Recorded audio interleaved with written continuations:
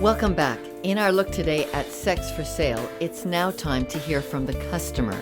Those who buy the services of prostitutes are known as Johns.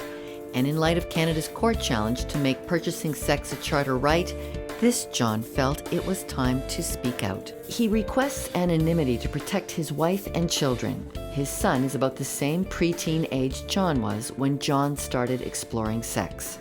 Whether it was through print magazine or the internet or through a video clip of some sort, I would find myself either being rewarded or comforted through instant gratification through masturbation. So that's kind of how it started, and it became embedded. It became an attachment at the beginning that developed into habituation and ultimately into addiction. Part of the challenge of living is to have needs that are met. I want something, I'm going to get it, and so I'm a walking pharmaceutical. I know that anytime I can have that orgasm, I have that masturbation opportunity, I can do it. Doesn't take that long, I'm capable of doing it. That would be probably seeing that buying pornography is paying for sex. So I would say in my adolescence I paid for sex, even though it was a $10 spot to get a Playboy, or it was to get a video. I paid for sex early. And it didn't cost much, but I still put money out to buy sex at that point.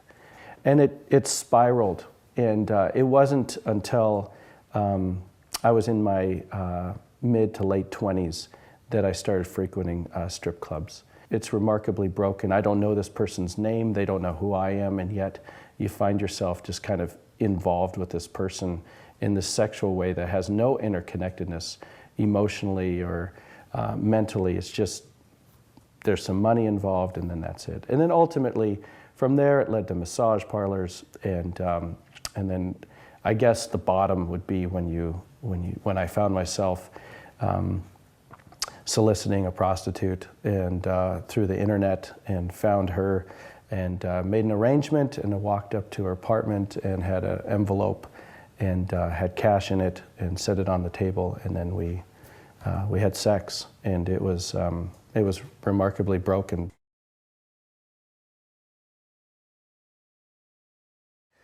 Yeah, I can remember it as clear as day. About 3 years ago, my wife came across she was on the internet and looking at mail, an email that came through, and she stumbled into a deleted file.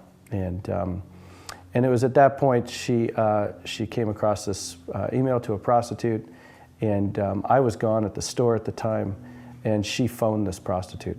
And she called her and asked her if what she found on the internet was true.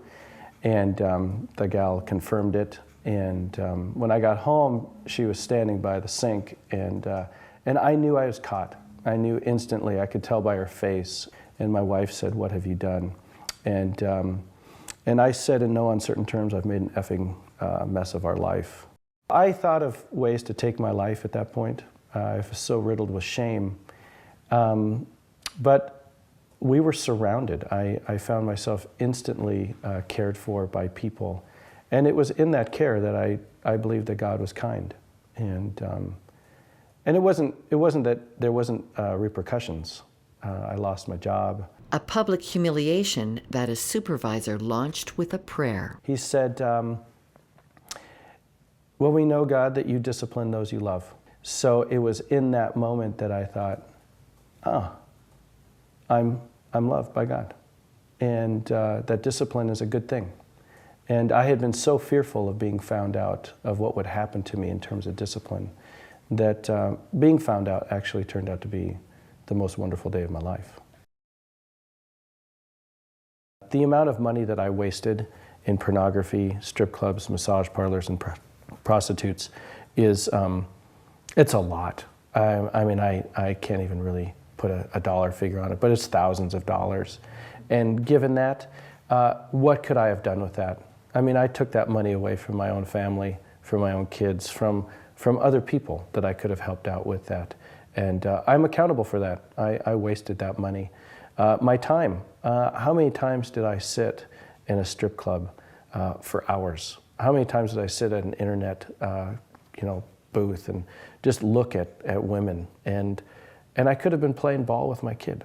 I could have been I could have planted roses for my wife. I mean, I have so many good things I could have done to be connected to others. I think God likes me a lot. I mean, I think God's relationship with me hasn't changed because God has always been with me, even when I was in those broken places and whispering, saying, this is not for you. There is more for you than this.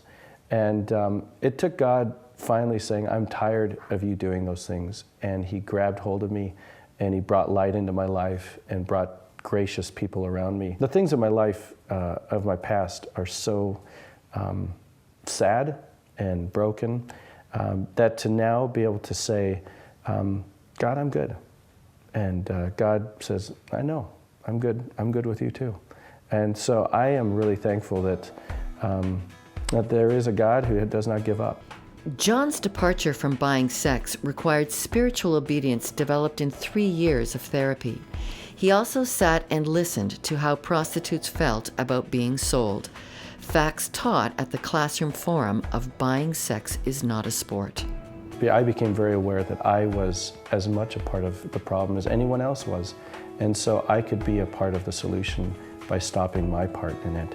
My participation in buying a Playboy or a Penthouse feeds that industry. It feeds the whole animal that is so broken and so hungry to devour people. And I don't want to be a part of that. I want to be part of bringing light to that. And so that's part of why I speak up. When Listen Up returns, I'll share my thoughts on policing prostitution in The Wrap.